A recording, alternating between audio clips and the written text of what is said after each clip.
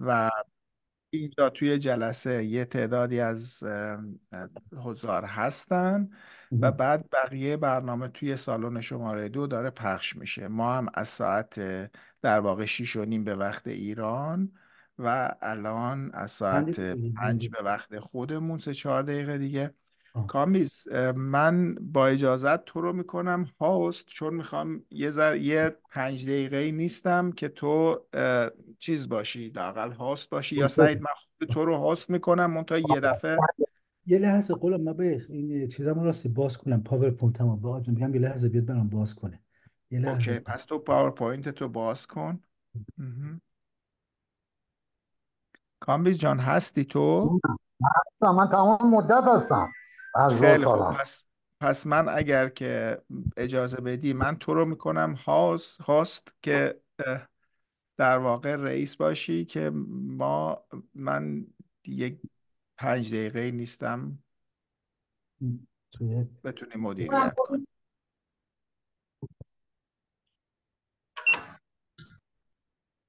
خب سلام عرض میکنم به همه همکاران. نمیدونم الان صدای من هست، تصویر هست آقای دکتر مجیدیان؟ بله، هم صداتون هست، هم تصویرتون هست، و هم اسلایدتون هست. تشکر میکنم. پس من شروع میکنم.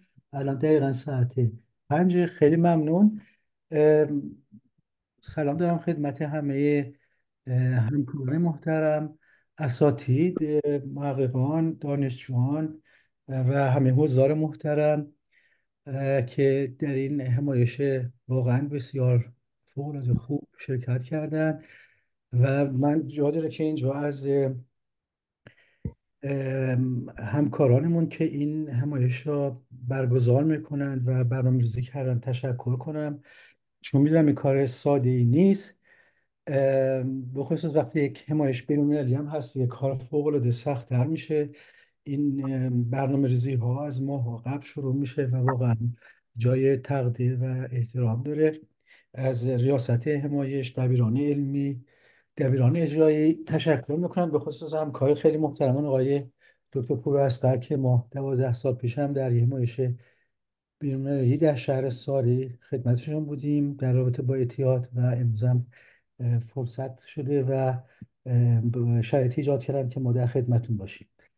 این موضوع فوق موضوع جالبیه که به اصطلاح امروز در این نیم ساعته که میگذره من در خدمتتون هستم میخوام در میون بذارم باتون و بتونیم که حتی امیدوارم در 5 دقیقه آخرم بتونیم ازتون سوالای خوبی بگیریم یا استفاده کنیم. برجت بحثمون بحث اتفاقاتی که تو مغز رخ میده و در رابطه با پلاستیته مغز و تغییراتی که در حین هیپنوتیزم در مغز رخ میده و این فوق‌العاده مسئله واقعا جالبیه.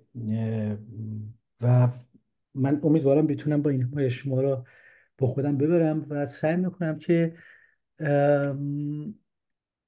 طوری برخورد کنم تو نیم ساعت، چون خیلی مطلب هست روی میز کار وقتی میریم. اینقدر خوشبختانه تحقیقات زیادی در این رابطه شده که در حین هیپنوتیزم چه اتفاقی در مغز رخ میده و در مدیریت درد.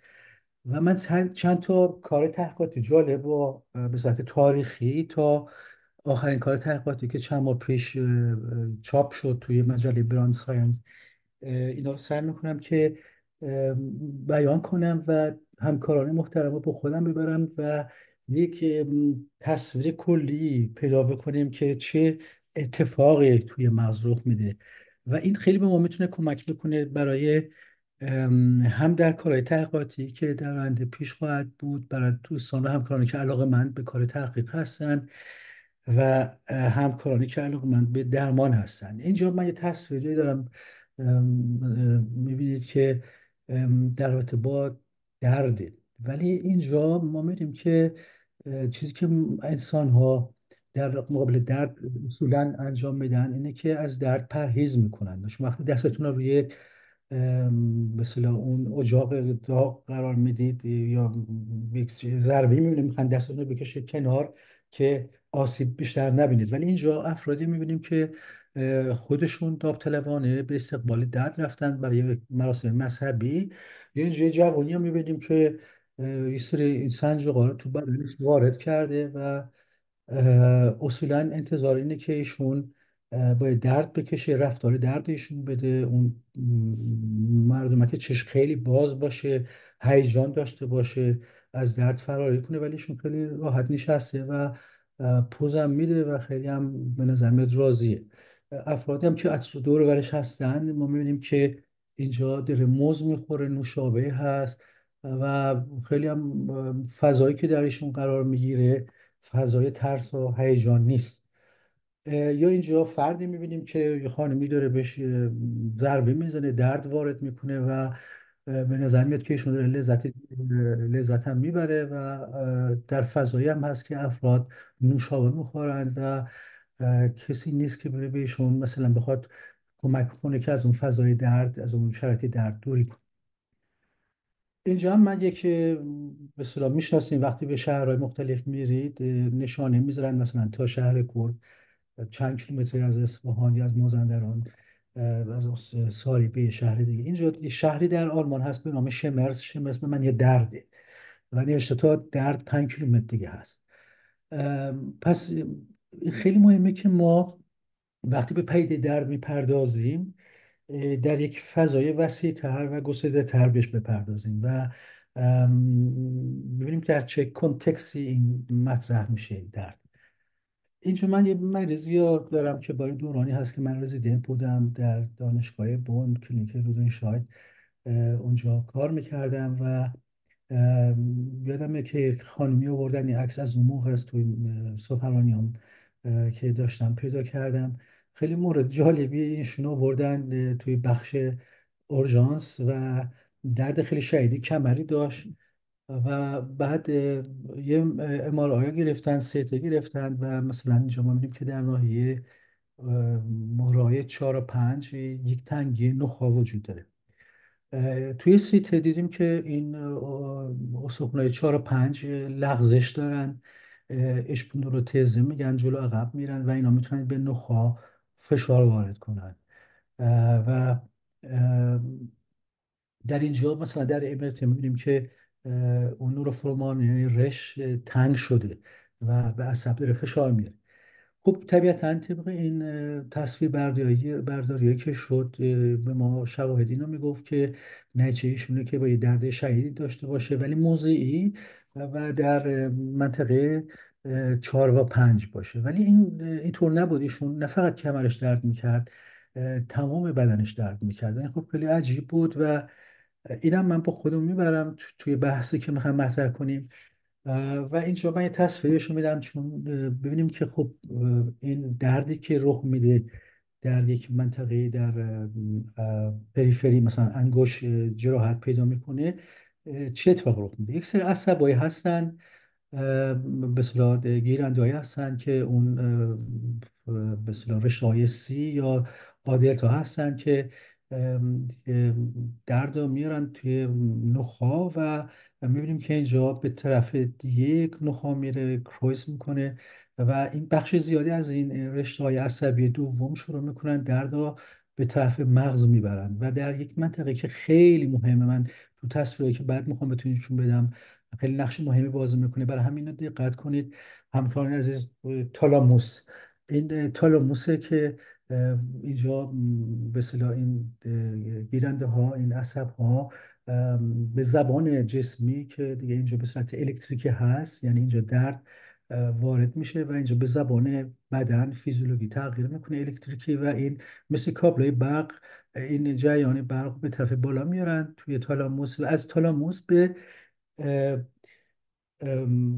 قشرهای مختلف مغزی که یکی دیگه از خیلی مهمه و اینو لطفا با خودتون ببرید، این گروس زنگولیه.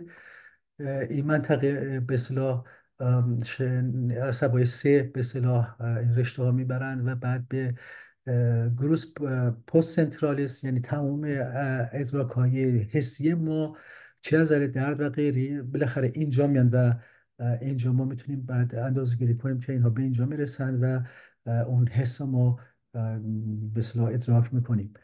یا به منطقه دیگه که خیلی مهمه انزولا هست. من این سه تا را میگم لطفا با خودتون ببرید. خیلی طبیعتا ساختارهای دیگه مغزی هست، ولی شما تالاموس، گوریس زنگولی و اینزولا رو با خودتون ببرید. همراه خودمون میبریم توی این گفتگویی که با هم هستیم.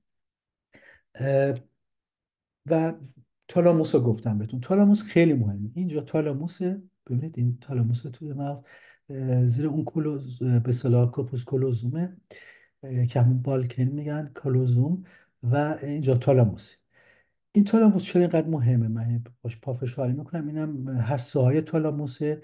و اینجا میبینید که از تالاموس به تمام قشرهای مختلف مغزی اطلاعات میره. این تالاموس اون نقش اون خاله ها رو بازی میکنن. من اسمش رو گذاشتم خاله تالاموس.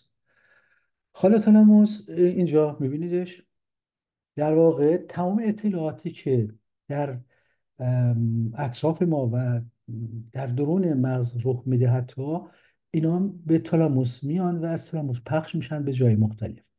این اطلاع میگیره که مثلا فلان همسایه اومده اینجا، نم این رفتارشون خوب نبوده، اون روز دیر وقت اومدن اسباب کشی کردن.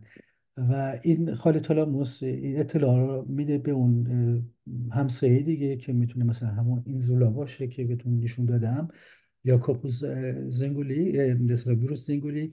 و این اطلاعات پخش میشه و میتونه بعد باعث اتفاقاتی بعدی رخ بده. میتونه دعوا رخ بده بین همسایه‌ها، چون ایشون شاید اون حرفایی که بردی را انتقال داده، میتونه دچار یک سری هیجانا بکنه. میتونه نه باعث بشه که فردا هم صابرند به هم دور هم جمع بشند و جشن بگیرند. پس این خال تالاموس رو با خودمون ببریم، چون خیلی مهمه برای ما. یه محرکی میاد میره پلو خال تالاموس، این اطلاعات را به کورتکس مغزی میبره، اون قشرهای مختلف مغزی. و بعد میتونه به یک هسته فوق العاده مهم، آموگلویدیا، اون به اصطلاح هسته بادومی بگیم اسمشا، شکلش به نظر اونجور میرسه، که خیلی مهمه برای احساسات، جزء سیستم لیمبیک هست. و یا از اونجا به هیپوکامپوس بره که مثل اسب دریایی میمونه و برای همین اسمش هیپوکامپوسه. اون شکل اون منطقه در مغز مثل اسب دریایی میمونه و اینم برای حافظه ما خیلی مهمه. بر همین اطلاعات میتونن از اینجا محرکا به تالاموس بیان و مستقیم به این بخش لیمبیک برند، که اینو بیشتر توی حیواناتی که مغزشون کمتر تکامل یافته و به اصطلاح بیشتر روی این سمت میره. انسان اون کورتکس را پیدا کرده، رشد کرده و میتونه به اصطلاح فکر و آگاهی اینا درونش بیاد و اینجا کمی سرعت کمتره. خب بریم جلوتر. ما برای اینکه بتونیم بفهمیم، یعنی همکارانمون که خیلی کار کردن و من چند تاشون امروز از کار و تحقیقاتشون میخوام ارائه بدم، برای اینکه بفهمن در مغز چی شده، یه سری ابزارات رو به کار بردن. یکی از قدیمی ترین ابزارات اون الکتروانسفالوگرامه که ما یه سری الکترودها رو روی مغز میذاریم و جریان الکتریکی رو میگیریم، به شکل اون نمودارها هست دیده میشن. نمونه دیگرش اون به اصطلاح تصویر برداری MRI هست که به صورت فونکسیونال اون روی اکسیژن خون توجه میکنه، که وقتی منطقه مغز خیلی خوب فعال میشه، در اون منطقه اکسیژن زیاد میشه، خون زیاد میره و بر همین ما میتونیم اونا توی تصویر رو ببینیم و بفهمیم که اوکی، در این حالت فرزن هیپنوتیزم این قسمت خیلی فعاله. یه دستگاه دیگه که خیلی واقعا به ما کمک کرده برای تصویر برداری، دستگاه پوزیترون اموشن توموگرافی پت هست، که این پت یا پوزیشن توموگرافی از مواد رادیواکتیو ما استفاده میکنیم. مثلا بیشتر آب 15 هست که تزریق میکنند و این میره به اون منطقه که مغز خیلی فعاله. اونجا به اصطلاح سوخت و ساز رخ میده و بعد یک پوزیترونی آزاد میشه که به اون الکترون برخورد میکنه و اشعه گاما پخش میشه، که این اشعه گاما رو ما با دوربین میگیریم و اون تصویری که نشون میده، من خیلی به زبان ساده بگم، به ما میگن که آیا اونجا توی اون قسمت مغز در حالت هیپنوتیزم یا درد، آیا فعالیت مغز زیاده یا کمتر شده. اینو با خودمون ببریم ساده کنیم، کارا خیلی ساده بکنیم و یکی هم دیگه هم دستگاهی که خیلی به کار میبره SAP هست، از متوازن زورک روکیت پتانسیال هست، به اصطلاح MEG و اینا هم استفاده میشه، ولی ما این سه تا را فعلا با خودمون میبریم. یکی MRI هست و پت هست و SAP. خب اه،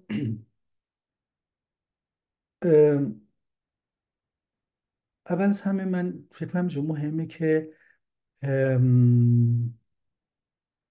بررسی کنیم که می‌دونم بلوک کرد. بله، از این هم کاری که در این زمینه خیلی تحقیق کرده، بیشتر با EEG یا اون اینستاگرام، و در زمینه درد خیلی تحقیق کرده و هیپنوتیزم، و من دوست دارم که ازش یاد ببرم و نقش خیلی مهمی در تو کار تحقیقاتی انجام داده که اون بحث حافظه درد و پلاستیته مغز، یعنی اون انعطاف پذیر مغز شناخته بشه، در کنار همکارانی دیگه مثل آقای اگله و دیگران و خانم هالزبند، آقای پروفسور ولفگانگ لاربیگ. آقای لاربیگ من تو این کار تحقیقاتی ایشون انتخاب کردم چون خیلی چهره خیلی سرشناسیه و ایران هم زیاد اومده. ما در حمایت‌های روانتنی که 16-17 سال پیش انجام میدادیم و در هر سال بود، اه، در سالهای اولی همیشه آقای ولفگانگ لاربیک با ما بود و در این زمینه سخنرانی خیلی جالبی ارائه میداد از کار تحقیقاتش، و برنده جایزه رازی هم اینجا هست که اونجا آقای دکتر فروغی میبینیم ریاست اون موقع دانشگاه آزاد خراسان در نزدیک شهر اصفهان، این در کنار انجمن ما این جایزه رو بهشون میدن. و دیگر همکاری که دوست دارم نام ببرم و خیلی در زمینه پت و تصویربرداری MRI خیلی کار کرده و بحثای بین مدیتاسیون و هیپنوتیزم رو بررسی کرده و فرقشون. خانم اولریکه هالزبنده که توی اون کنگره دوم روانتنی در دانشگاه علوم پزشکی اصفهانی رو داریم می‌بینیم در کنار آقای لاربیگ. و من از آقای لاربیگ شروع میکنم. ولفگانگ خب یه کارهای جالبی کرد که به نظر من خیلی جسورانه بود. مثلا همیشه خب ما میدیدیم که افرادی هستن که درد رو کنترل میکنن در داستان و طریق هیپنوتیزم اونا برخورد میکنیم. ما همیشه از جادوگران قبیله، از مرتازا صحبت میکردیم، از درویش قادری، و ولفگانگ یکی از اونا بود که گفت خب من اینا رو میارم توی لابور و تو مرکز تحقیقات دردمون و روشون معاینه میکنم و تحقیق میکنم ببینم که این چی میشه که اینا درد حس نمیکنن. و از ایگ خیلی استفاده میکرد و اینجا هم یک یادآوری برای همکارانی که با ایگ کار میکنند و کسانی که خوب برخورد میکنند. ایگ امواج الکتریکی مختلفی یا نمودار میکنه که اون تتا مثلا خیلی فرکانسی کمی داره، 4 تا 8، آلفا یک کمی بیشتر میشه 8 تا 12، و بتا بینی 12 تا 30، و گاما دیگه خیلی فرکانسی زیادی داره 30 تا 80. و ولفگانگ تو کار تحقیقاتی که کرد متوجه شد افرادی که درد رو کنترل میکنند، مثل اون مرتاز معروفه که با خودش آورد در دانشگاه در سال 1982، اینجا میبینید این کار انجام دادن. و من یادم که موقعی که آلمان مدم، چون خیلی دانشجویی که من موقع پزشکی میخوندم دانشگاه فرانکفورت، میدونستم علاقه به هیپنوتیزم دارم، یه فیلمی رو به من پیشنهاد کردن ببینم که ولفگانگ اونجا نشون میده که با افرادی که تو سریلانکا رفته و مرتازا داره به اصطلاح روشون کار میکنه، کار تحقیقاتی میکنه، این یکی از اوناست که آورده و در حال به اصطلاح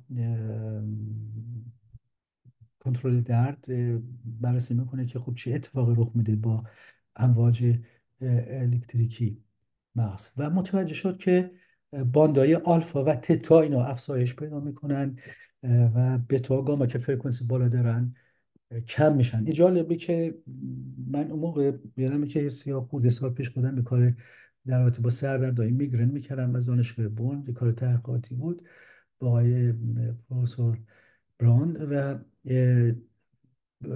اولین برخورد تماس تلفنی که من کردم، من اصلا نمیشناخت ولفگانگ، و خیلی به ما کمک کرد که با این ابزار به چه شکل میتونیم با EEG کار کنیم و SEEG. و این تو کارهایی که اینجا فکیره، یعنی هم مرتضی، میبینیم توی از نظر تاریخی ولفگانگ خیلی در این زمینه کار کرده و در آخرای کارش که دیگه سالی که تو ایران میمد و میرفت 73-74 سال داشت دیگه. الان متاسفانه دیگه در قید حیات نیست و بیشتر با تصویرهای به اصطلاح کار کرد و با MRI و یه بحثی که بعد مطرح کرد هم با ایگی متوجه شد و SCP، اینه که یک گروسی قشری از مغز به نام سینگولی در شکلی درد و کنترل در نقش بزرگی بازی میکنه که این گروس سینگولی ها ما اینجا میبینیم قسمت های جلویش ها دومیش میبینیم که بیشتر با احساسات هست، احساسی، و اینجا بیشتر شناختیه. اه، که اون کاری هم که به اصطلاح ما در رابطه با سردرد انجام دادیم و بعد هم کار دیگه، یه پدیده بود به نام اینکه ما میتونیم هیپرآلگازی پیدا کنیم، یعنی درد میتونه زیاد بشه و وقتی درد به صورت مزمن باشه، زیاد تکرار بشه و حتی میتونیم کنترل کنیم. حالا این چیه این پلاستیتی که ما میگیم و این کنترل به اصطلاح تغییرات که در مغز رخ میده به خاطر چی رخ میده؟ این خیلی بحث جالبیه و خیلی ساده که بگیم، ما صحبت کردیم که این کابلایی که به طرف مغز میرن، این ها یه سری با هم در ارتباطن و به اون منطقه انتقال ما بگیم سوناپس، اتصال بین دو تا عصب، عصب اول و عصب دوم، عصب اول عصب دوم. در حالت عادی یک اکسیون پتانسیال، یک جریان الکتریکی میاد و باعث میشه که مثلا در پایان این عصب کلسیوم وارد بشه به خاطر اتفاقات الکتریکی از بالا دارد میاد اکسیون پتانسیال و بعد یه ویزیکل های آزاد میشن که اینجا نوروترانسمیترها هستن و اینا میرن روی رسپتورها میشن و باعث میشن در سوناپس بعدی اتفاقات دیگه رخ بده که جریان الکتریکی ادامه پیدا کنه. این در حالت عادی. ولی چی میشه اگه این به طور مکرر رخ بده، این سیگنال ها مثل بمب مرتب زده بشن؟ این حالتی دوم ایجاد میکنه که اون لانگز تایم پتانسی رو اون رخ میده، یعنی باعث تقویت اون اتفاق میشه و این یکی این باعث میشه که رسپتورها گیرندهای زیادی شکل بگیرن که اون جریان آپ و دان رگولیشن رخ میتونه بده. و یکی دیگه این بحث خیلی ساده است. با این عکس من به اصطلاح اینا آوردم که نشون بدم. اینجا نشون داده میشه که وقتی ما با این پاهامون توی مسیری میریم مثل یه علفزار، کم کم یه مسیری ایجاد میکنیم، یه رد پایی میذاریم که اگه این خیلی رخ بده، یعنی مکرر تکرار بشه، تبدیل به یک اتوبان میشه. یعنی اگه که بگیم دردی در پا هست و این درد سیگنالش به مغز میاد، اگه این مکرر بمونه، یعنی این درد کنترل نشه که یک درد حاده، به مرور یک اتوبانی درست میشه که یک سیگنال خیلی کوتاه باعث میشه که درد خیلی شدیدی ما حس میکنیم و این جریان اتوبان سازی. و این به اصطلاح یک شاهکاری از مغزه که این مغز میتونه به شرایطی که ایجاد میشه درش قرار میگیره خودش به اون تطبیق بده، به اصطلاح نورونهای جدید به هم ارتباط پیدا کنن. این اتصالات نورونی که رخ میده، اون جریان به اصطلاح یک مغز جدید میشه. یعنی بگم یک انسانی که دچار یک درد طولانی مدتی میشه، این دیگه کم کم یک انسان دیگه میشه و این شبکه‌های مغزی اتصالاتی زیادی به هم ایجاد میکنن که باعث تقویت و سرعت بخشیدن شکلی درد باشه. این بحث بود که لاربیک روش بحث کرد و بعد اون خانم اولریک هالزبند ادامه میده با کارهایی که انجام میده و یه کار تحقیقاتی از اولریک هست برای 2007 چاپ شد. و اینجا من دوست دارم که این مغز که میبینید به این گروس فوزیفورمی توجه کنید. گروس فوزیفورمی، قشر فوزیفورم. اینجا پایانه به اصطلاح لاپ اکسیپیتاله که تصویر اونجا دیده میشه و اینجا فوزیفورمه. تصویر اینجا دیده میشه، به اصطلاح منطقه 17 بهش میگن. و اینجا ما میبینیم که توی این MRI که با به اصطلاح فونکسیونال با گردش خون فعالیت مغز کار میکنه، این اون که اومد یه سری افراد رو که به اصطلاح در حالت هیپنوتیزمی قرار میدادن، ازشون خواست که مثلا بهشون رنگ خاکستریشون میداد و بعد میگفت تلقین بهشون میشد تو هیپنوتیزم که شما رنگ آبی میبینید. و بعد میخواست ببینه که این تلقین که داده میشه و یه واقعیتی که وجود نداره، رنگ خاکستری ها به رنگ آبی ببینن، چه اتفاقاتی توی مغز رخ میده. بعد متوجه شد که یکی این قسمت های پایانی فیزوفرمی ما میبینیم که به طرف اکسیپیتال میره، که زیرش هم اون مغز کوچکه. اینجا به اصطلاح اکسیژنی زیادی داره مصرف میشه، فعال شده. تو این تصویر دارید میبینید. پس در حالت هیپنوتیزم این خیلی مهمه که این کار به اصطلاح اوریکیشون داد که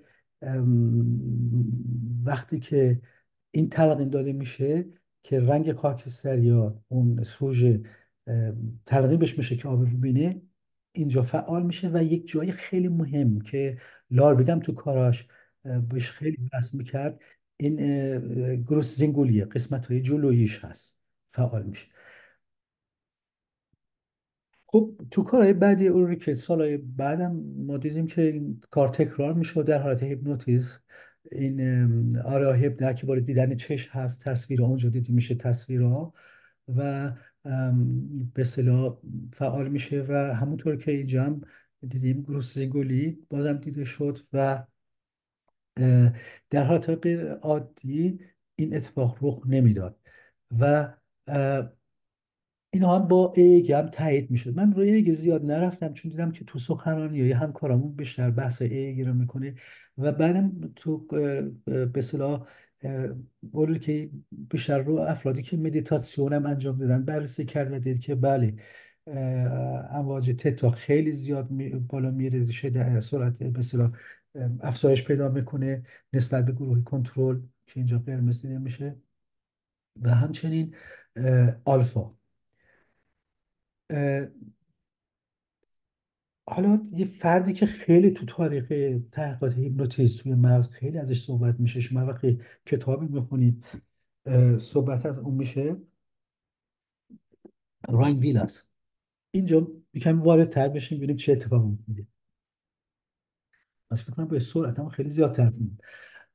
راینویل چون وقتی رو کم میشه، من خیلی سریع که برم تو کاراش متوجه شد که وقتی ما 12 نفر آزمایش کرد، وقتی با اینها تلقین هیپنوتیزمی میشد برای از بردن درد، همون منطقه زنگولی فعال میشه و وقتی به اصطلاح تلقین میشه که درد زیاد بشه، افزایش پیدا بکنه، اینجا شدتش بالا میره و وقتی که تلقین میشه کم بشه میره پایین. این من ادامه میدم چون دیدم خیلی وقتی دفعه کم شد. همکاری دیگه که خیلی در زمینه کار کرد دربی شار هست که این بحث خیلی مهمه که تو کار تحقیقاتش دید که به اصطلاح اینجا انزولا رو میبینید که انزولا هم خیلی فعال میشه. پس ما یکی تالاموسه برای ما الان خیلی مهمه به خودمون بریم. تالاموس، انزولا و گروس زنگولی اون قسمت جلویش. من سریعتر میرم چون وقت الان خیلی کم شد، فکر نمی کردم به این سرعت بشه چون سعید جان شما وقت داری؟ آه چون خانم دکتر زالی توی سالن شماره 1 حضوری سخنرانی میکنه و من خواهش کردم اگر که ایشون سخنرانیش توی سالن 1 دیگه اینجا برای ما ارائهش ندن که ما وقت بیشتری داشته باشیم واسه صحبتهای تو، و بعد از صحبتهای تو یه میز گرد کوچیکی داشته باشیم اگر که مریم و کامیز و اینا اینجا باشن تا بتونیم یه مقدار هم سوالا رو جواب بدیم و هم یه ذره موضوع و چیز بکنیم، کامل تر بکنیم. خیلی خوب شد چون من تحت فشار آره که یه ذره نه تو فشار نیار به خودت، تو میتونی مطلب تو یه 10 دقیقه 10 دقیقه کافیته. آره من سعی میکنم 10 دقیقه به اصطلاح برسم به اون اوکی. هدف سخنرانی که من توش داشتم، چون اوکی، ببین اگر که حتی بیشترم وقت بخوای هست، 10 دقیقه یک رو ببین که چیز کن که بعدش ما با هم دیگه یه میزگرد کوچیکی میذاریم. من اطلاع دادم ببینم که خانم دکتر زکایی هم بیاد که یه سری سوال رو جواب بکنیم با یه سری از این، ببینم کسایی رو که گیر میارم که بیان توی این میزگردمون صحبتمون. بله. پس من اینطوری ادامه میدم که ما تو مسیر کار تحقیقاتی که از به خصوص در 45 40 سال گذشته خیلی شدت گرفت تا 20 سال آینده گذشته که به تصویر برداری هم بیشتر شکل گرفت، اینه که ابتدا اون گروس زینگولیا کشف کردن تو سیستم لیمبیک و بعد بحث بود که آیا وقتی از طریق هیپنوتیزم ما درد رو مدیریت میکنیم، آیا اون به اصطلاح منطقه S1 و S2، یعنی منطقه زومات زنزوریک درد، اون قش آیا تاثیر میذاره یا نه؟ که اه، توی کار راین ویل دیدیم که وقتی میگفت درد جسمیه، بله خیلی شدت میگیره و در حالت هیپنوتیزم کمتر شکل میگیره. در بیشتر اینا هم متوجه شدن که بله، تو این تصاویری که اینجا میبینید یکی تالاموسه میبینید خیلی درگیر میشه تو حالت عادی، حالت فیزیکی درده که واقعا به شخص درد میدن از طریق گرما، ببینن که تالاموس فعال میشه. تو حالت هیپنوتیزمی هم که درد رو تلقین میکنن، یعنی دردی وجود نداره ولی ما به سوژه میگیم که فرزند دستت داره میسوزه، اونم دقیقا هیپوکامپوس فعال میشه. بعد میبینیم که اون سیستم سینگولی فعال میشه تو درد واقعی، تو حالت هیپنوتیزم هم فعال میشه. اینزولا فعال میشه، تو اینجا هم فعال میشه. به اصطلاح مثلا اینجا اینزولا رو میبینیم، اینجا هم فعال شده اینزولا. و اه، تو کارهای بعدی هم که انجام دادن ما به اصطلاح من چون میخواستم سریع پیش برم میرم جلو، و خانم فای موویلم اینا به اصطلاح تو کار تحقیقاتش که بازم اینجا هم تلقین میشد که درد فیزیکی واقعی میدادن و بعد درد هیپنوتیزم میدادن، دیدن که واقعا توی این گروه سینگولی تو قسمت عاطفیش خیلی فعال، به اصطلاح اون اکسیژنی زیادی دیده میشد. اینجا میبینیم که اکسیژن خیلی داره زیاد مصرف میشه و بعدم وقتی هیپنوتیزم میشن و تلقین بهشون میشه کم میشه.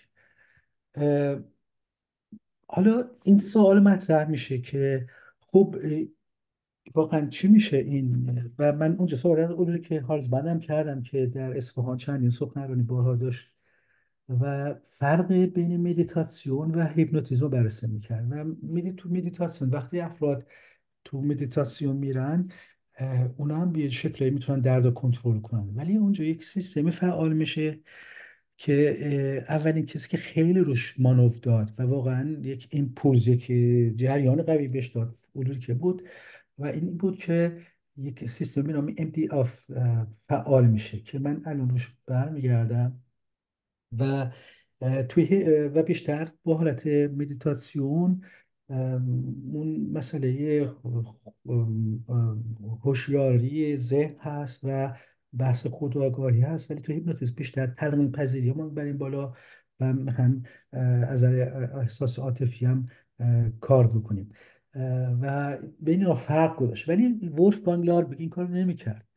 ولفگانگ افرادی مرتاض هم گفت نه تو هیپنوتیزم میرن و اون که ما میگم حالا مدیتاسیون اسمش هم بذاره خود هیپنوتیزم، و معتقد بود که یعنی نظر شخصش نبود، اون کار تحقیقاتی که ارائه داد این بود که نه، در هیپنوتیزم میتونه این اتفاقا رخ بده، فرقی نمیدید. حالا یک کار تحقیقاتی داریم که همکارمون از ایتالیا از روم، ویلفریدو دی پاسکالیز، که دو تا کار جالبی ارائه داده که 3 ماه پیش تو مجله براین ساینس چاپ شد و اه، چند بحث مطرح کرد که من فکر کنم جالبه. یکی اینکه تو حالت هیپنوتیزم یک مناطق یا میگه فعال میشن، یعنی تو کار تحقیقاتی 10 سال گذشته هم همینه دیگه، ما از این بحثی که تو هیپنوتیزم و کنترل درد یک منطقه مغزی فعال میشه یا کم فعالیتش میشه دیگه عوض شده و صحبت از شبکه ها میشه.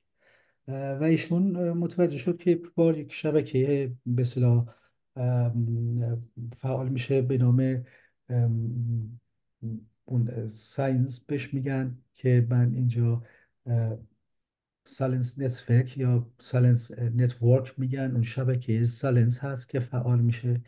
و یکم اون که اولریک خیلی سالها قبل روش دست گذاشت، اون شبکه DMN هست که دیفولت مود نتورک بهش میگن. و این شبکه ها باید به صورت تصویری هم ما اینجا میبینیم که در مثلا در اون شبکه سالت این زولا هست، اون به اصطلاح قسمت قدمی سینگولی هست، گروه سینگولی هست. و توی اون شبکه DMN به اصطلاح یک سری مناطق مهمی از مغز که کورتکس هم فرونتال کورتکس که خیلی مهمه برای تصمیم گیری های ما، وقتی ما میخوایم تصمیم بگیریم، مشکلات حل بکنیم، نقش مهمی بازی میکنه. یعنی ما در تحقیقات هیپنوتیزمی کم کم خداحافظی داریم میکنیم از اون بحث این که یک منطقه فعال میشه یا کم تر فعال میشه، و به منطقه به بحث میرسیم که یک شبکه هایی، مثلا این شبکه سالنس وقتی درد هست، وقتی درد رو ایجاد میکنیم خیلی فعال میشن، و وقتی هیپنوتیزم میکنیم و ترغیب میکنیم که درد بره پایین به وسیله روش های مختلفی که صفحه فانتازی که انجام میدیم یا تقریبا غیر مستقیم درد انجام میدیم، میبینیم که این فعالیتشون میره پایین. و همچنین توی سیستم DMN هم همینطور. حالا این چه اهمیتی داره برای ما؟ اه، ببینید، من یادمه که یکی از دوستانمون از ایران برای من یک سوالی کرد که آیا این بین مدیتاسیون و هیپنوتیزم فرقی هست نیست. من این صحبتی مطرح میکنم، من همیشه بهش درونن اعتقاد داشتم و همیشه ما از نظر کلینیکی هم این تجربه تو اول کسب میکنیم ولی بعد تو کار تحقیقات اثبات میشه. داستان قدیمی فیل است که یک فیل یا میارن، یه پادشاهی رو همه میشناسید شاید، که تو تاریکی هر کی جای از فیل دست میذاره که پاشو دست میذاره یه فیل یه چیزی مثل ستونه، یکی آجش رو دست میذاره میگه سفته و مثل استخون میمونه، و خرطومش که میگه نرمه و انعطاف پذیره. و هر کی هیپنوتیزم رو به این شکل میبینه. ببینید، هیپنوتیزم مراحل مختلفی داره. ما مثلا که حالت کلاسیک اول میان حالت ریلکس انجام میدن، خیلی نزدیک به مدیتاسیون میشه یا حالت خود هیپنوتیزم. چون ما تو این سیستم DMN شخص ارتباطش با محیط خارجی یه جورایی قطع میکنه و در درون خودش میره یک و این ما تو بعضی از مثلا کنترل دردایی که با هیپنوتیزم میکنیم دقیقا همین کار میخوایم ایجاد بکنیم، و به شخص که یاد میدیم، شرطی میکنیم که بره تو خونه خودش دردش رو کنترل کنه، این حالت ازش میخوان. و ولی قدیم مثلا فکر میکردن که خب این توی مدیتاسیونه که فعال میشه و توی هیپنوتیزم نیست. ولی دقیقا بستگی داره که ما چه نوع هیپنوتیزم انجام میدیم. و این به همین شکل اینطوره که وقتی ما با افراد با هیپنوتیزم کار میکنیم، بستگی داره که ما تو چه کنتکسی این کار رو انجام میدیم، و بستگی به اون کنتکست و فضایی که ما ایجاد میکنیم مناطق مختلف از مغز فعال میشه، و بعد اون انعطاف پذیری مغزه که میتونه خودش رو به اون تطبیق بده، و حتی میتونه از نظر ساختاری، نه فقط در عمل کرد، در از نظر ساختاری هم تغییر بکنه. و اون بحث تکرار هست و شدت اون مسئله احساسات هست. و یه بحث خیلی خوبی ما داریم در اون استرس بعد از ثانیه هست و تراما، که خیلی از کار تحقیقاتی که ما اونجا میبینیم و بحث گروس زینگولیا میبینیم، هیپوکامپوس آموگلودیا میبینیم، خیلی با هیپنوتیزم نزدیک میشن. و افرادی که توی تراما میرن و مثلا بیماری استرس بعد از ثانیه رو میگیرن کار میکنن، میبینن که مرتب خودشون توی هیپنوتیزم میرن. و اون حالت های دیسوسیاسیون هست که یک رفتار مثل اپیلپسیشون میدن یا از مدتی در اون محیط دیگه نیستن. و اینها کسایی هستن که توی اون حالت هیپنوتیزم خودجوش میرن، و اونجا البته یک هدفی دیگه هیپنوتیزم داره. و این بحثی که به اصطلاح این نوروپلاستیت مغز به ما میده و این داده هایی که الان من خیلی سریع از روش گذشتم، به ما یک پیام میده، پیام مهمی برای کسانی که محقق هستن و روی این کار میخوان بیشتر کار کنن و کسانی که در زمینه درمان کار میکنن. و این پیام اینه که ما به خداحافظی کنیم از اون بحث‌های یک بودی که نسبت به هیپنوتیزم داریم. ببینید یه موقعی میگفتن هیپنوتیزم های کلاسیک کار میکردن، بعد سیستم میلتون اریکسون مطرح شد. ما به اصطلاح هیپنوتیزم رو یا یه حالتی میبینیم که فرد چشاش بسته میشه، هیپنوتیزم روی بهش تلقیم میکنه و میتونیم من به وسیله داده های علمی ببینیم که واقعا نسبت به اون نوع هیپنوتیزم چه شبکه هایی از مغز، چه ساختاری از مغز فعال میشه و میتونیم واقعا ببینیم که اون در مغز اتفاقاتی داره رخ میده. ولی هیپنوتیزم به معنی وسیع خیلی بیش از اینه. و ببینید بحثی ما الان داریم به نام پلاسبو و نوسبو. اگر جالبه که برید کار تحقیقاتی اونجا هم ببینید دقیقا همچین داده مثل هیپنوتیزم میدن. و اینجا هیپنوتیزم من فکر کنم ما به خداحافظی کنیم و به فضای هیپنوتیزمی برسیم. یعنی در زمینه درمان فکر کنید دیگه ما نمیریم به مریضی رو بخوام برای دردش رو تلقین کنیم به صورت کلاسیک که ما جلوش میشینیم و به وسیله تلقیناتی توی فضای هیپنوتیزمی بریم و تلقین بهش میکنیم و سعی میکنیم درد رو مدیریت کنیم. ما میتونیم در بخشمون در اون بیمارستان در اون کلینیک یک فضای هیپنوتیزم ایجاد کنیم و اون پیاممون رو یعنی اون تلقین رو پیشنهاد به بیمار بدیم برای کنترل دردش. و در اونجا اون فضا، اون کنتکست، اون عکسایی که من اول بردم هدفمند بود، فضایی ایجاد بکنیم که بیمار اون به اصطلاح پیشنهادات ما رو بپذیره. در واقع ما هیپنوتیزم به معنای تنگش همین کارو میکنیم، اون انتقاد پذیری بیمار را به وسیله فعال کردن شبکه های جلوی پیشانی مغز سعی میکنیم کم بکنیم و با بردن احساسات با گروه سینگولی با اون ارکستر اینزولا سعی میکنیم اینا رو یک پارچه کنیم و به بیمار تلقین کنیم. ولی ما میتونیم از فضا استفاده کنیم. ما حتما نباید و از نظر بحث هزینه ها و پرسنل بیمارستانی ما میتونیم خیلی وحشتناک صرفه جویی کنیم و میتونیم تاثیر پذیریمون رو بیشتر کنیم. من فکر کنم در آینده تحقیقات بیشتر به این مسیر میره که ما از اون روش های کلاسیک هیپنوتیزم خدافظی میکنیم و نه اینکه بگیم بعداً میذاریم کنار. همه اینا خوبن، اینا مثل یک گلخانه ای میمونه که گلهای مختلفی هست و هر کی از مفهوم و درک و به اصطلاح نیت پاک خودش داره. ولی ما میتونیم به اصطلاح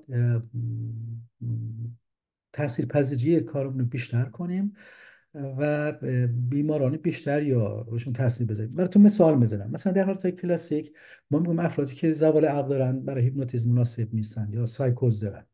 ولی در فضای هیپنوتیزمی که من میگم سالها من با نورولوگ و روانپزشک در اطراف شهر لودن شاید تو آلمان هفته های ما ویزیت میکردم و درمان ما فضای هیپنوتیزمی بود و دقیقا ما جواب میگرفتیم و این نبود که من برم با اون افراد که زوال عقل دارن کار کنم. یا مثلا در بحث کوماها، افرادی که در کوما میرن یا به اصطلاح به خاطر آسیبای شدید مغزی ما فکر میکنیم دیگه اینا قابل هیپنوتیزم نیستن. نه، اینا رو ما با فضای هیپنوتیزم میتونیم بهشون کار بکنیم که البته که وقت بیشتری شد در کارگاهی شد و میتونم اینا رو بیشتر مشخص کنم با مثالی که میزنم. منظورم بس فضای هیپنوتیزم چیه و این کار رو به اصطلاح شخصا توی کلینیکی که در بادلاسپ بود این کار رو ما انجام میدادیم، هم با بیماری روانتنی و هم با بیماری روانپزشکی و بیماری مغز و اعصاب داخلی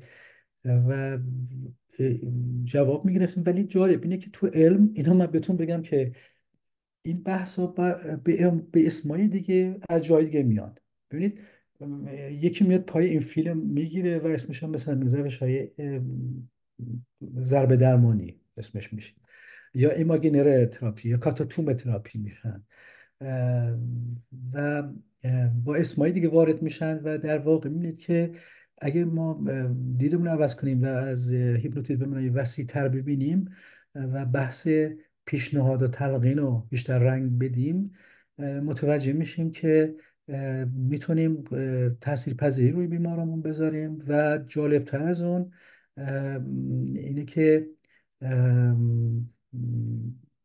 کارمون خیلی راحت تر میشه. یعنی من براتون یه مثالی میزنم. شما وقتی وارد روم میشید، تو اون کلیسای کاتولیک میرید، پاپ هم میخواین برید بهش سر بزنید، میبینید که یک فضای بزرگ ساختن، ساختمانی بزرگ که برید پاپ ببینید. خب میتونستن یه چادر بسازن و شما برید پاپ ببینید. چرا اینقدر این فضا سازی ها مهمه؟ ساختمون ها، بزرگ کردن ها، برای تاثیر تلقین پذیری و پذیرفتن اون پیشنهادات یا سوگستیون ها، تلقینات که ما میخوایم بکنیم. این منظوری من خیلی به زبان ساده همینه، ما به فضا بسازیم و با یک حرکت های خیلی ساده، مثل ما میدونیم که پلاسبو تاثیر میذاره. وقتی پلاسبو خیلی ویژگی تر میشه و با ارتباط شکل میگیره، تاثیر پذیریش خیلی بیشتر میشه. و اون یه سری عواملی هست که این عوامل باعث میشه که اون فضای هیپنوتیزم شکل بگیرن که تاثیر پذیری بیشتری داشته باشن. و من فکر کنم در آینده تحقیقات مغز و اعصاب و پلاستیک مغز ما بیشتر متوجه بشیم که این مراکزی مثل این که من اینجا بهتون نشون دادم نقش خیلی بزرگی خواهند بازی کرد. این منطقه زالینس، شبکه زالینس که احساسات ما، فکر، اون خال تالاموس، اینا همه نقش خیلی بزرگی توش بازی خواهند کرد. و به همین جا من صحبتامو به پایان میرسونم، چون مسئله زمان هست و دوست دارم که بیشتر از شما استفاده کنم با گفتگو که با هم خواهیم داشت. خیلی ممنون. آرزو موفقیت، آرزو اینکه در خدمتون باشم و در آینده بتونیم از نزدیک با هم گفتگو کنیم. مرسی سعید عزیز. ام، متشکر از توجه همتون که تا به حال همراهی کردید. من فکر میکنم که اگر که سوالی چیزی باشه، من خواهش میکنم که مریم، اگر که تو هستی، تو هم میتونی بیای بالا. مریم کامبیز، شما هستید که یه مقدار من اگر که سوال. بله بله هستم، من هستم. بله مریم جان، اوکی. منم کامیز، هست. اگر که میشه شما هم بیاید بالا، که اگر که سوال و جوابی تو این صحبت ها و گفت و شنودی که بود تو این تو تمام این برنامه ها، به خصوص در ارتباط با صحبت دیرکم، که اگر که دوستان یه سوالی دارن که بتونن سوالشون هم در اون ارتباط مطرح بکنن، حالا تو اون حدی که تو بتونی، میتونی یه مقداری شاید که به روی موضوع. آره، به روی چون با به روی آره، بسیار عالی. من دوستان، به دلیل اینی که خانم زالی نیامده بود، یعنی خانم زالی اومدن ولی تو سالن اصلی که الان همه سخنرانی ها برگزار میشه، سالن یک، دارن اونجا سخنرانیشون رو انجام میدن و اینجا قرار شد که سخنرانیشون رو انجام ندن. و بعد اگر که یکی از دیگه از کسایی که مدرسا، ایشون کلا برنامهش کنسل شده، اون نفر آخر.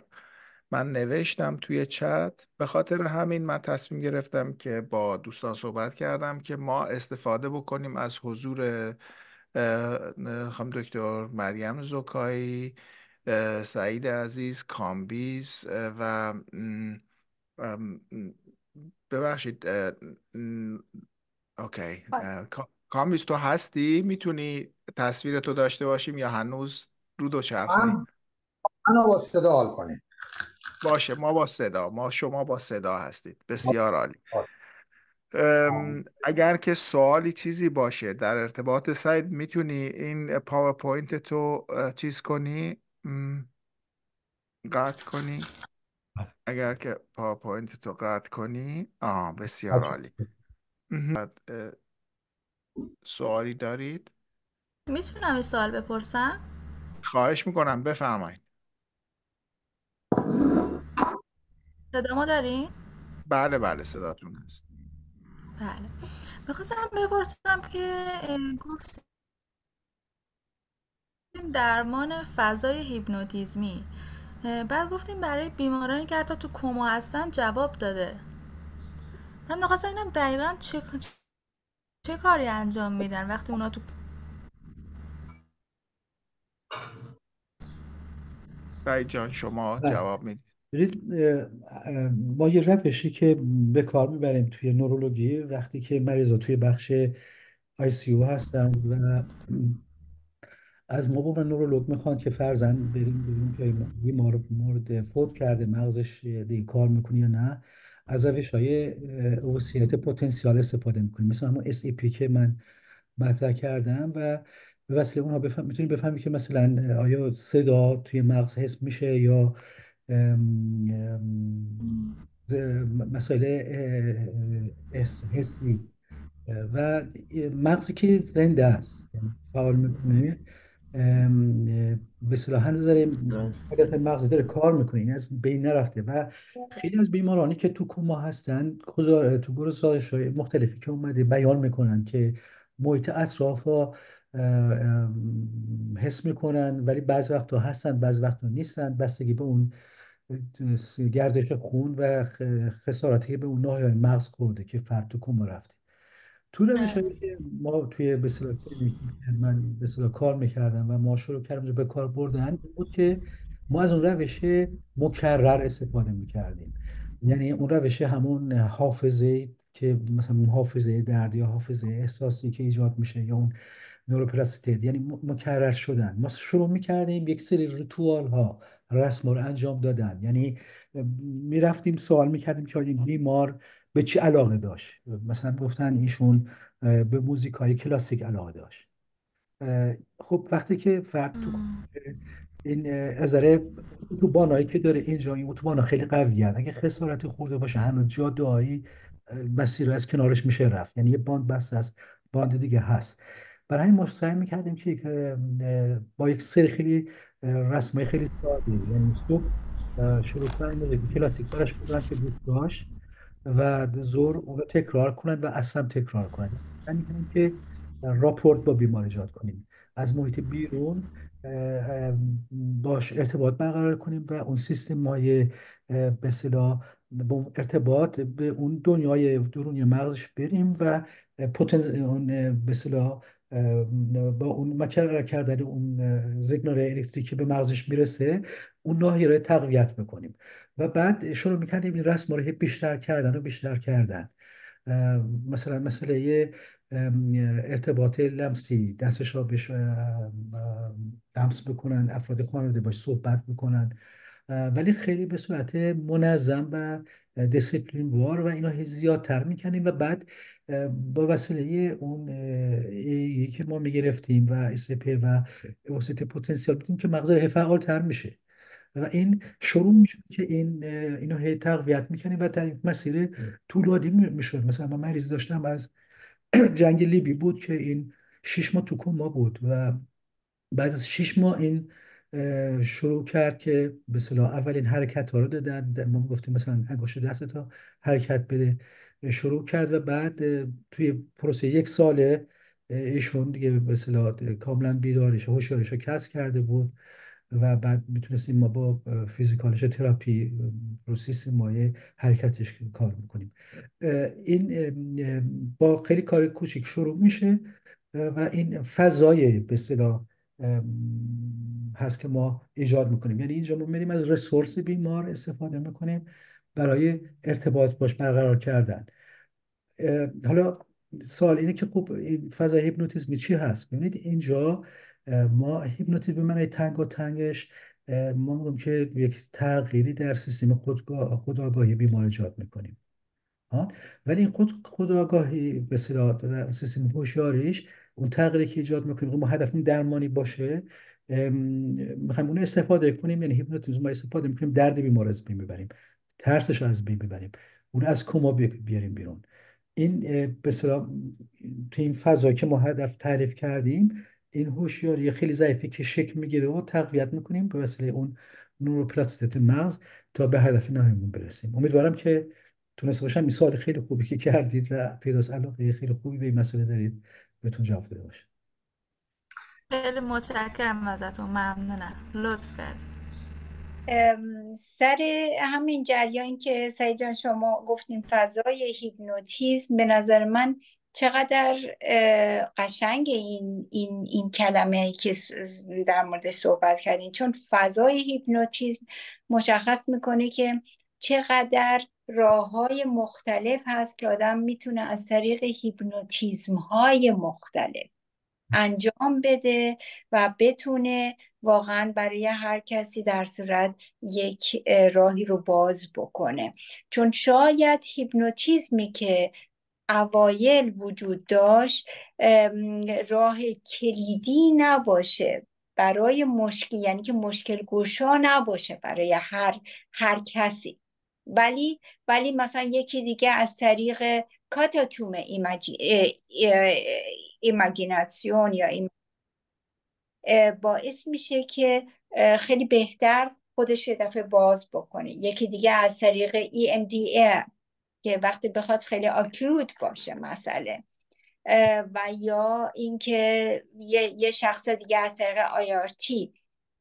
و چقدر خوبه که انواع مختلف هستن که شما میگیم بهش فضای هیپنوتیزم و به درستی فضای هیپنوتیزم. یعنی ما فقط در مورد یک چیز صحبت نمی کنیم بلکه همش سجستشن هستش و روی مبنای سجستشن چقدر کارا میشه کرد و چقدر قشنگ اومدی از طریق نوروساینس نشون دادی که چه کارهایی و چقدر اینجا جواب میده در قسمت هیپوکامپوس، اصلا کلا توی لیمبیش سیستم یا اینکه گیروسینگولی و تالاموس، که چقدر اینا مهم هستن برای تمام خاطرات، برای کارهایی که آدم روی این صحنه‌های و خاطرات و احساسات انجام میده. خیلی ممنون، جالب بود. من با اجازهتون باید فکر میکنم یه 10 دقیقه یه روبی از سالن از جلسه میرم بیرون. کامبیز الان هاست هست، کسایی که میخوام بیان میتونه بیاره و شما میتونید سوال و جوابا رو داشته باشید. سعید جان، مریم امروز راجع به ERT، راجع به اینی که تراما رو چطوری میتونیم با هیپنوتیزم یا با ایمیجری ریسکریپتینگ درمان کنیم، یه فیلم خیلی جالب نشون داد. بحث خیلی زیاد بود راجع به تراما، بحث خیلی زیاد بود که راجع به یه مقداری هم در واقع در تکمیل این ماجراها هم آقای دکتر شیری گفتن راجع به هیپوکامپوس، هیپوتالاموس خیلی صحبت شد، راجع به این نوروبیولوژی که توی مغز اتفاق میفته خیلی صحبت شد.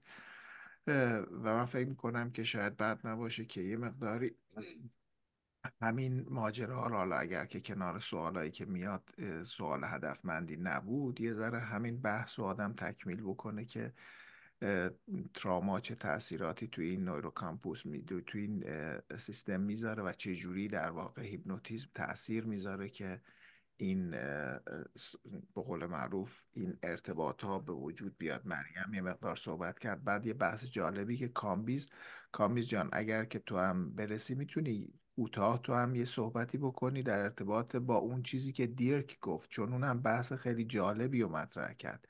میتونی تو هم الان یه خلاصه ای از اون بگی؟ چیزی که پروفسور ریونز تورف در واقع میخواست بگه این بودش که هیپنوتیزم درست خیلی جالب بود برام، چون من اسلایداش رو ترجمه کردم، با هم 2-3 روز در این مورد صحبت میکردیم و ایشون طب اعتیاد هم کار کرده و در مورد داروهای روانگردان یا مواد روانگردان هم اطلاعات بسیاری داره، به خاطر اینکه اون تغییری که در هوشیاری انسان صورت میگیره با مصرف مواد روانگردان رو وارد حیطه هیپنوتیزم کرده و دقیقاً میبینه که ما در حالت هوشیاری، یعنی من هوشیار، منی که الان دارم با شما صحبت میکنم، میدونم که من یه منیت دارم، یک فردیت دارم، یعنی من یک سیستم یک پارچه با بدنمم و الان دارم باهات صحبت میکنم. امروز صبح تموم شده، امروز صبح میدونم چه کردم، فردا برنامه. و یک چیز بسیار جالبی هم که میگفت اینه که من این حس رو دارم که فاعلیت در من وجوده، من الان دارم حرف میزنم، کارها رو من دارم انجام. زمانی که وارد هیپنوتیزم میشیم تمام این پارامترها ناگهان به هم میریزه. شما ایشون، من دیده بودم ازش که یک خانم روانکاو و یه خانم روانکاوی که مشکلی داشته هیپنوتیزم میکنه و دست ایشون رو میاره بالا و این خانم آخرش هم میگه اصلا این دست رو حس نمیکرده، یعنی منیت، فردیت، این یک پارچگی یه بدن و من براش وجود نداشته. مدت‌های طولانی دستی که این بال فضا در هوا آویزانه یک چیز سنگین بین دو تا انگشت میذاره، بهش میگه صفر نگهدار. این صفر نگهداره بدون اینکه دست کوچکترین تکونی بخوره. ما هممون دست خالی رو بالا نگهداریم، بعد از یه مدت چون خون بهش کم میرسه نمیتونیم راحت نگهداریم. در آقای ریونزدورف میگفت در این حالت زمان دیگه، بعد زمان برای ما بیارزشه، درست مثل زمانی که شما ناگهان از حالت هوشیاری عادی شب میخوای بخوابی، یک کتاب بسیار جالب و جذاب و میخونی، ناگهان 3 ساعت 4 ساعت کتاب میخونی بدون که بفهمین زمان گذشته. و این در حالت هیپنوز بسیار بسیار شدید عمل میکنه که زمان و عامل زمان دیگه نقشی تو شما نداره. آخرش هم اصلا نمیدونی چه مدت نبودی، چه مدت تو حال هیپنوز بودی، چه مدت بعد این کارها صورت گرفته. و از همه مهمتر این فاعلیت، این که من دارم این کار رو انجام میدم، از بین میره. منتها این بی‌نظمی که الان فکر میکنیم به وجود اومده، چه در ارتباط با مصرف مواد و چه در حالت هیپنوز، میتونه اگر درست عمل بشه و اگر درست مدیریت بشه و اگر کمک حرفه‌ای داشته باشی به خلاقیت و تغییر تبدیل بشه. ممنون.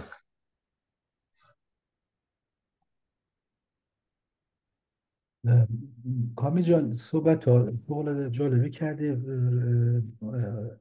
یکی از واقعا محققین خیلی سرشناسی در سطح بین‌المللی که خیلی در زمینه هیپنوز کار کرده و به خصوص برای اینکه این از نظر علمی شناخته بشه در مراجع علمی، چون این هیپنوتیزم تاریخ علمیش متاسفانه خیلی طولانی نیست که در دانشگاه ها به این شکل حرفه‌ای الان روش کار میشه و تحقیقات میشه. و واقعا یکی بونگارتس هست، والتر بونگارتس هست و در کنار شخصیتی که من بردم اون آقای لاربیک در زمین درد و اولریکه که ایران زیاد اومدن و رورسدورف خیلی یک شخصیت فوق العاده. من حدود 20 سال پیش ازش دعوت کردم که اصفهان بیاد، موقع شرایطش طور نبود که بیاد. صحبت رو کرد، خب صحبت رو کردی مثلا خصوصیات هیپنوتیزم رو مطرح میکنه که وقتی شخص تو هیپنوتیزم میشه، مثلا در رابطه با زمان، مکان، اینها به اصطلاح نمیتونه زمان رو حس بکنه، میتونه بهشون 2 دقیقه توی هیپنوتیزم بودی، 2 ساعت یا یه هفته میتونه متوجه نشه. تو اون روش هایی که پاولوف و بختریوف اون موقع در روسیه انجام میدادن برای خواب 40 روزه با هیپنوتیزم داشتیم. ولی مسئله خیلی مهمی اینجا هست که چرا اینطور میشه، چرا اون به هم میخوره اون سیستم. توی دردم دقیقا همینه. ببین این مراکز مختلف مغز که با هم دارن کار میکنن در حالت عادی و هوشیاری عادی اینا با هم مثل ارکستر خوب میزنن. کار ما توی هیپنوتیزم اینه که میام بازی خراب کنیم، میام اون وسط و شروع میکنیم به وسیله تمریناتی که میدیم یه دیسوسیاسیون ایجاد میکنیم، یعنی یک جدایی ایجاد میکنیم و کاری میکنیم که این ارتباط رو به هم میخوره. یعنی دردی که بیاد الان اون خال تالاموس بره بالا برسه به اون گروس زوماتوسنسوریک نمیره یا کم میره بعد از احساسی میام مثلا اکسیپیتالا تقویت میکنیم به وسیله انزولا و میتونیم یه واقعیت جدیدی برای مغز ایجاد بکنیم. مثلا آقای دباش کار تحقیقاتی که کرد با تلقین درد رو ایجاد میکردن، دردی نبود ولی به بیمار به سوژه، نه بیمار، به سوژه تلقین میکردن که در درد داغی مثل یک فلز داغی رو دستش گذاشتن و بعد دیگه میدونم که در همون نواحی که درد فیزیولوژیک میره ولی با یه تفاوت خاصش. یعنی کاری که ما میکنیم یک ارکستر رو به هم میزنیم، ولی بعض وقت هم میتونیم ارکستر را به شکلی که دوست داریم با هم ارکستر بزنن. تو تراما هم دقیقا همینه. ببینید افرادی که تو تراما میرن با تو نشسته تو گروه درمانی داره صحبت میکنه تو کلینیک، یک دفعه میفته و 20 دقیقه حملات شبه سرشون میده، چون یک منطقه هیپوکامپوس فعال شده و به اصطلاح با آموگلودیا و اینا شروع میکنن رهبری ارکستر رو در دست گرفتن. ولی در حالت عادی نباید اینا ارکستر باشن، در دست بگیرن. فرد دیگه ای هست که این کارو میکنه، شبکه‌های دیگه مغزی که این کارو میکنن، یه گروهی هست که این کارو میکنن. و اینجا صحبت های مریم من بهش ربط بدم. مریم جان دقیقا همینطوره. ببین ما کسایی که تو تروماتیزیت هستن اینا خود به خود تو هیپنوتیزم میرن، خیلی تواناییش زیادی دارن، مثل کودکان، نوروپلاستیته توی کودکان و افرادی که تروماتیزیت هستن فوق العاده بالاست. اینا اصلا لازم نیست تو هیپنوتیزم ایندوکسیون بکنین، اینا خودشون تو هیپنوتیزم هستن. فقط ما بتونیم هدایت رو به شکل تغییر بدیم. اون منی که کامیزل مطرح میکرد و اینا یه مدیریتی ایجاد بکنیم که از اون پاتولوژیش ترانس، اینا توی ترانس یه خلسه بیماری گونه قرار دارن، به درمان تبدیلشون کنیم. این بحث های نون سه هم دقیقا همینه. نون سه شف آرتس اون رئیس بخش میاد یا رادیولوگ میاد عکس میبینه، به بیمار میگه که تو ناحیه L4 و L5 تو مثلا دیسکت زده بالا. حالا زن نورولوژی که چیز ضعیفیه، اینقدر خیلی درد ضعیفی میتونه ایجاد کنه، ولی این گفته این پزشک و رادیولوگ یک واقعیت جدید برای بیمار ایجاد میکنه. مگر که خیلی اون اتوریته شخصیت اون پزشک و رابطش اینطور باشه که تنها پذیری یا خیلی ببره بالا، یعنی انتقاد دیگه بیمار نمیکنه، دقیقاً میپذیره و بعد بر خودش توی حالت خود هیپنوتیزم میره و خودش درد تولید میکنه. یا دردای زوماتوفوم یا فیبرومیالژی که صحبت میکنیم که اینطور هست، دقیقا تو کار دباشر همینه. یعنی میخواد ببینه که افرادی که از نظر جسمی جایشون درد نمیگیره چرا تو مغز درد حس میشه، چرا پردازش درد ایجاد میشه و دقیقا تو تصویر برداری مشخص میشه که مغز توانه این کارو داره که واقعیت های جدید خودش بسازه و به خاطر این کارو میتونه بکنه چون ارتباطات به هم خورده. و بعد ما ترانس یا توی تفریح هم میتونیم به کار ببریم و تو مراسم مذهبی. برای همین من 4 جور ترانس شخص به نوبه خودم تعریف کردم. میگم ما حالت به اصطلاح ترانس 4 جور داریم. درمانی که ما روش کار میکنیم، هم یک هدف درمانی داریم. یکی این پاتولوژیک هست که همون ایتروگنه که پزشکان ناخودآگاه بیمارانشون میدن، بیماران رو مریض میکنن که حالا بحث اون وینفرید اینا از طریق نون سومیان وارد میشن. یعنی اینم دقیقا هم بحث های هیپنوتیزمه که وینفرید اینا از شکل نون سومیان توش تحقیق میکنن و بررسی میکنن. یکم حالت های تفریحی هست و رقص و اینا هست که یا ورزشی فوتبال و اینا هست که اونا به جایی که بگن خرسه میان ما رفتیم تو فلو و از فلو استفاده میکنن. و این دقیقا به خاطر هم بحثه که دیرک هم مطرح کرده که ما سیستم رو میزنیم به هم و یک سیستم جدیدی شکل میخوایم بدیم که اصلا راپورت و هیپنوتیزم انجام بدیم. و اینا لاربیک خیلی به نظر من خوب زودتر اینو دیده بود. اگه من بگم لاربیک یه جریان و جریان اولوکی یه جریان، لاربیک اینا رو همه رو تو بحث هیپنوتیزم میدید. همه این و اینکه من فضای هیپنوتیزم میگم اینو ما از جادوگران قبیله یاد گرفتیم. اونا هم نمیدن این بگن تو چشم من نگاه کن یا دست بره بالا و اینا هم میشه کرد. اینا هم یه نوع رسم و رسومه، ولی اونا رسم و رسوم دیگه میکنن و فضا رو ایجاد میکردن. و توی یکی از فیلم ها که لاربیک داره خیلی جالبه. لاربیک توی قبیله هست که اون جادوگر قبیله یه بچه توی هیپنوتیزم میبره و جمله میشه باز میکنند و عملی مغز انجام میدن که اون تومور رو در بیارن و بعد کمی اون آب و سبزیجات رو میریزن توی مغز دوفونی میکنن. اینجا اون جادوگر قبیله نرفته هیپنوتیزم من تنگا انجام بده، بلکه فضا ایجاد کرده.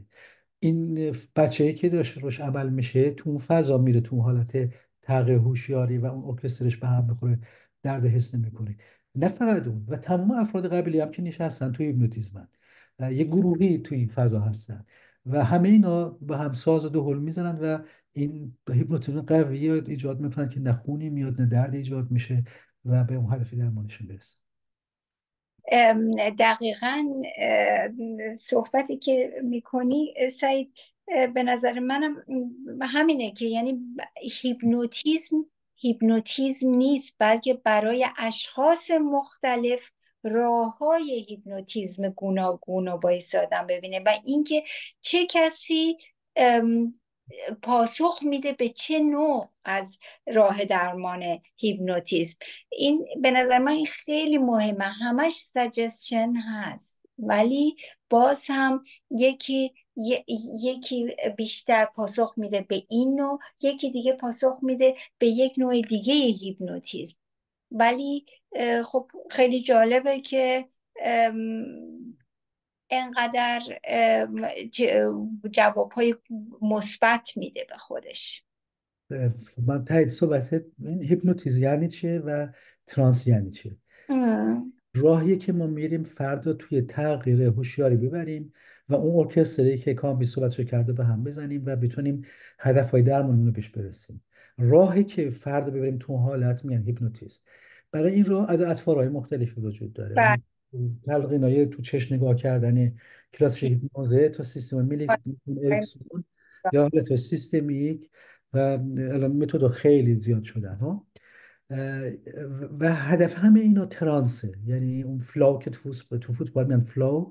ورزشکار مذهبی ها اسم دیگه روش میذارن، از خود به خود روی خود شدن هست که با هو کردن انجام میدن، و یا اینکه ما اسمش رو میذاریم ترانس.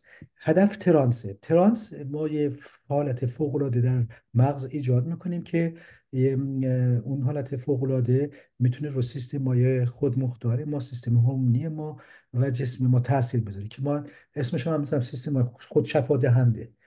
ما میتونیم سیستم خودشفاهنده رو میخوایم فعال بکنیم، یعنی خودی بدن توانایی شفا خودش رو داره. نه همیشه ولی اکثرا این حالت رو میتونیم ایجاد کنیم.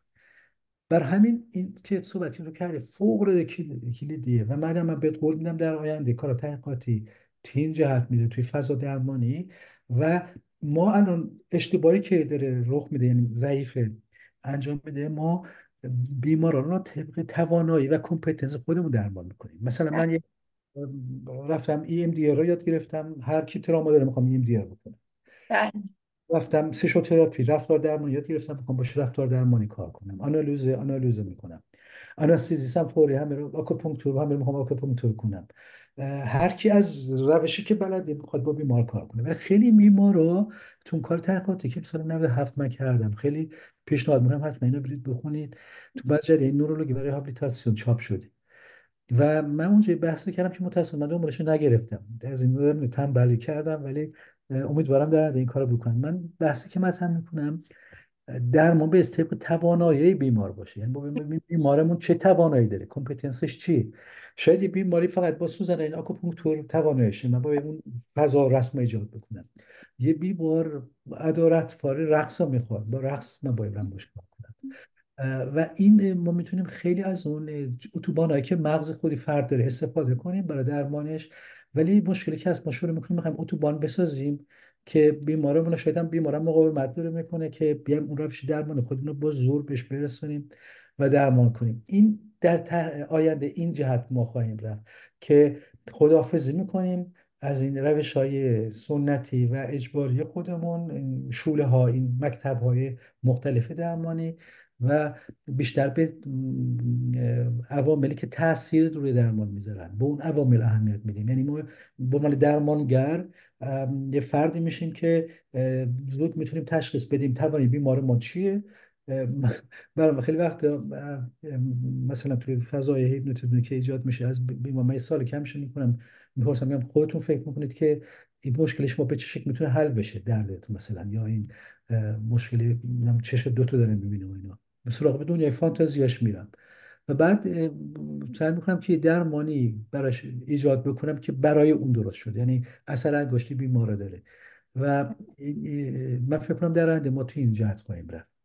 منم فکر کنم اتفاقا یکی از قسمت هایی که من امروز صحبت کردم در مورد ترجمه همین IRT بود که Imaginary Rescripting and Reprocessing Therapy بود که در واقع این یک زوکراتیک تراپی هستش و ما همراهی میکنیم، ولی متاسفانه ترجمه شده به دستوری، یعنی تصویری دستوری و بازپردازشی که دستور دیگه اصلا دستور به اون صورت دیگه در درمان، مخصوصا درمان اختلال‌های روحی، دیگه نباید اونقدر رول بازی بکنه، بلکه اون بیماره که تشخیص میده و برای خودش میگه که چه نوع درمانی رو من قبول دارم و به نظر من برای من میتونه خوب باشه و برای همینم بایستی راههای مختلف رو جلوی پاش بذاریم. و ما نمیتونیم از بالا بگیم که چی درسته چی درست نیستش، همون واقعا زوکراتیک بریم جلو و حق انتخاب بذاریم براشون، فقط همراهی و پشتیبانی بکنیم. در واقع چیزی که همیشه آدم توی این سجستشن تراپی هم انجام میده. خب آقای کامبیس مجیدیان، آقای دکتر مجیدیان، شما نظری، چیزی؟ نمیدونم. ممنونم. من دارم درس یاد میگیرم، دست همتون درد نکنه، به خصوص از فرمایشات سعید و بعدش الان تو در مورد آیارتیت که خیلی لذت بردم. هم فیلمی که نشون دادید برام بسیار جالب بود و هم توضیحات سعید جان گل بسیار مبسوط و عالی بود. ممنونم ازت سعید جان. از تو هم مریم خیلی کارت خوب، درسته. نمیدونم از شنوندگان کسی هستش که سوالی چیزی داره یا در مورد این مسئله تجربه خودشو شاید بخواد تعریف بکنه. شما آیا خودتونم با این چیزا کار میکنین؟ 100% کار میکنین؟ تجربه شما چیه؟ برام جالبه بدونم.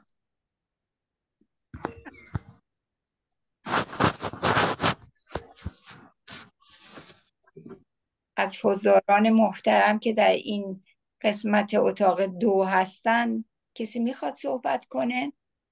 ما میتونیم این بحثم بازش بکنیم، همه تو شرکت بکنن.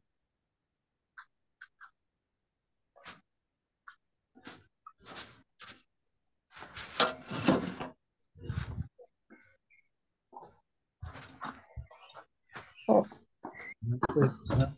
فضایی دیگه در کنم خودم و پسرم اومده میگه بریم چرخ سواری و من چرخ سواری و از اینجا از همه حضار محترم در آنلاین صفحه سوم تشکر کنم، از مریم جان کامبیز مدیریتی همیشگیش فوق العاده است، غلام، و امیدوارم که در یک فضای جلسه دیگه دور هم باشیم. موفق باشیم.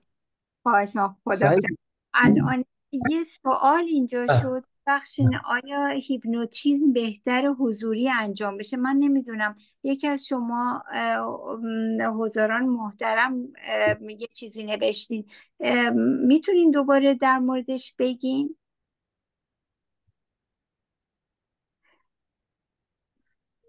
من فکر میکنم به عنوان سوال بودش. آیا فرمودن که آیا حتما باید حضوری انجام بشه یا آنلاین هم میشه این کارو کرد؟ من تا با حال در واقع از تجربه خودم میگم، من تا با حال این کار آنلاین انجام ندادم. میدونم بعضیا انجام میدن ولی من توصیه نمی کنم راستش بخواین، چون بعدش هم بستگی داره که برای چه اختلال روحی شما این کار رو انجامش میدین. چون اگر بخواد یک مسئله PTBS باشه، ترامایی باشه یا چیزی باشه که خیلی خیلی حساس باشه، همین شما نوشین الان در مورد تراما، من این کار رو انجام نمیدم چون با اینکه زوکراتیک خیلی وقتا انجام میشه، ولی خب باعث همراهی بشه، باعث تسلط روی صحنه بازم دست درمانگره و نه دست بیمار. و اینو شما نمیتونین انجام بدین وقتی آنلاین باشه، چون امکان داره یه دفعه مثلا دیسوسیاسیون به وجود بیاد، یا اینکه یک شما باعث کنترل روی اون صحنه داشته باشید. من این کارو تا به حال نکردم. نمیدونم سعید جان شما چه نظری دارین؟ آیا شما این کار رو از طریق آنلاین انجام میدین یا توصیه میکنین؟ چه جوریه؟